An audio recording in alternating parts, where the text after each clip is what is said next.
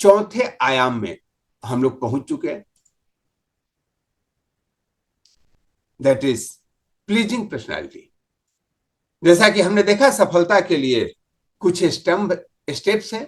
सबसे पहले गोल को निर्धारण करना, हमारा क्या एम है, क्या लक्ष्य है। दूसरा है मास्टरमाइंड अलायंस, उस लक्ष्य को पूरा करने के लिए क्या आप स्ट्रक्चर बनाते हैं, किसका सहयोग लेते हैं। थर्ड इज अप्लाइड फेथ, भरोसा खुद पे, गोल पे, प्लानिंग पे, मास्टरमाइंड अलायंस पे, और ऑफ कोर्स परमात्मा पे।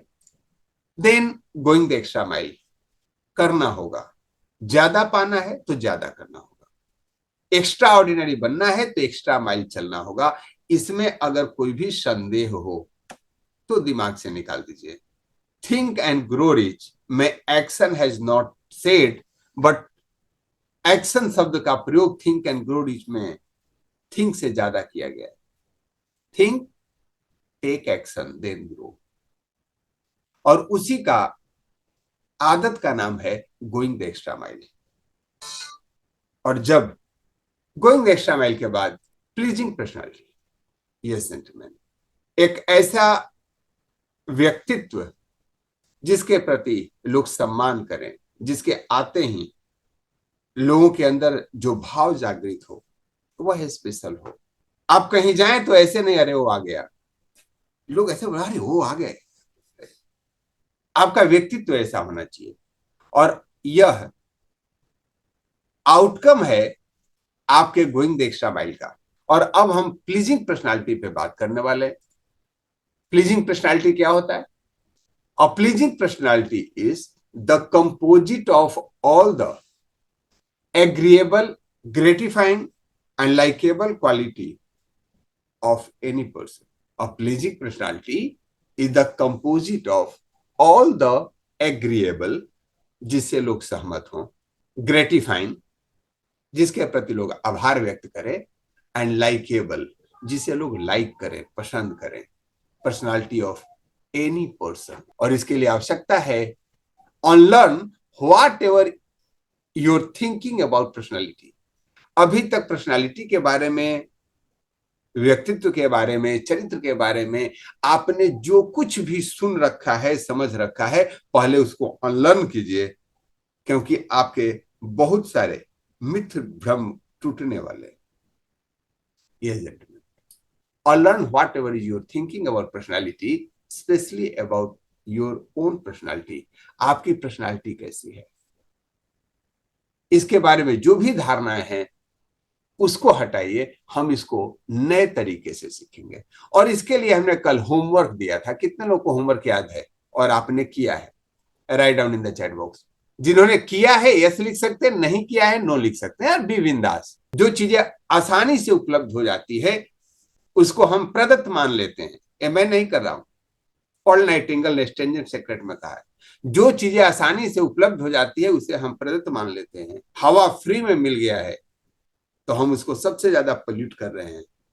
और वही ऑक्सीजन जब खरीद के लाते हैं तो उसको थोड़ा भी खराब ना हो जाए, गैस लीक ना हो जाए, उसका ध्यान रखते हैं। कोरोना के समय में ऑक्सीजन प्लांट की वैल्यू लोगों को समझ में आई थी। अदरवाइज रोज हम ऑक्सीजन ले रहे हैं, हम इसको प्रदत्त मान लीजिए। बोतल का पानी जब हम खरीदते हैं ना तो एक ढक्कन पीते हैं और वापस बंद करके रखते हैं, लेकिन जब वही घर के नल का पानी इस्तेमाल करते हैं तो दाढ़ी बना रहे होते और पानी गिर रहा होता है।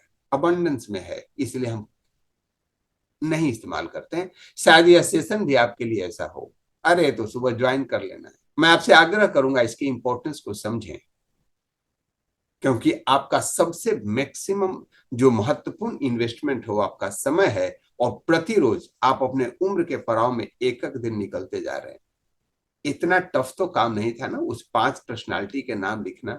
मैं बीच बीच में रोकता सिर्फ इसलिए हूं ताकि आप जो कर रहे हैं उसके प्रति अवेयर हो सके। और देखिएगा, यही एटीट्यूड आपका जीवन में हर एक परिप्रेक्ष्य में होगा। जो आप कर सकते हैं नहीं करते, जो आपको करना चाहिए आप वो भी नहीं करते।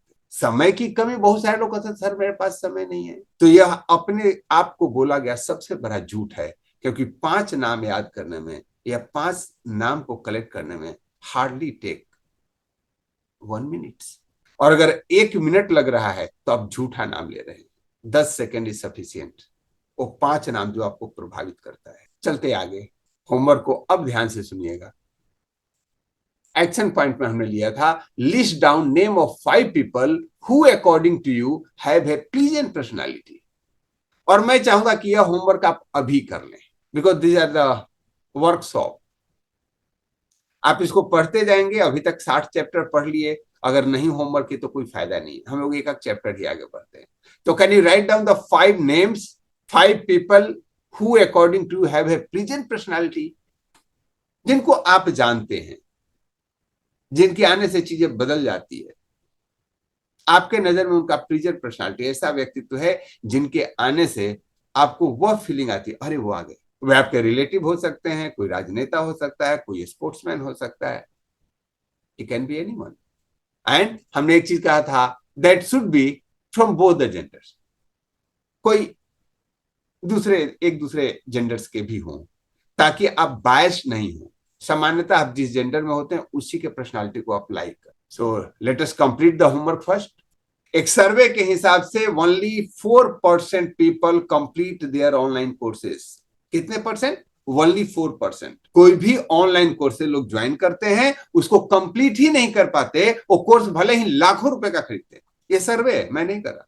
तो यहां तो आपको ऑनलाइन इसको अवेलेबल होने में ही 1-2 सप्ताह चला जाता है। चलिए अब आगे बढ़ते हैं, और मैं यह एज्यूम कर लेता हूं कि आप सबने 5 नाम चूज कर लिए होंगे, और इसका इंपैक्ट भी आपको नजर आने लगेगा, because you are nothing but average of the 5 people with whom you live.